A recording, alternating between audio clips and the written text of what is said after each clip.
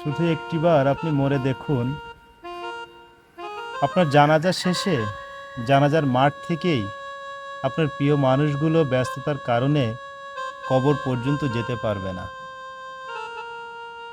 যাদের জন্য আপনি এত কিছু করেছেন, ২৪টা ঘন্টার মধ্যে ১৮ থেকে ২০ ঘন্টায় যাদের জন্য পরিশ্রম করেছেন, যাদের জন্য অনেক মিথ্যা কথা বলেছেন, যাদের জন্য রাজনীতি করেছেন, সমাজ সামাজিকতা করেছেন, সৃষ্টিকর্তাকে ভুলে তাদের পিছনে লেগেছিলেন, তাদের মঙ্গলার্থে অনেক পরিশ্রম করেছেন, ঠিক তারাই আপনার কবর পর্যন্ত এক টুকরো মাটি দেওয়ার জন্য যাইতে পারবে না।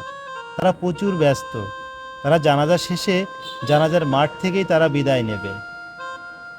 সর্বোপরি একটাই মেসেজ দিতে চাই, কেউ কারো নয় এই পৃথিবীতে, স্বয়ং উপরওয়ালার ইবাদত করতে হবে।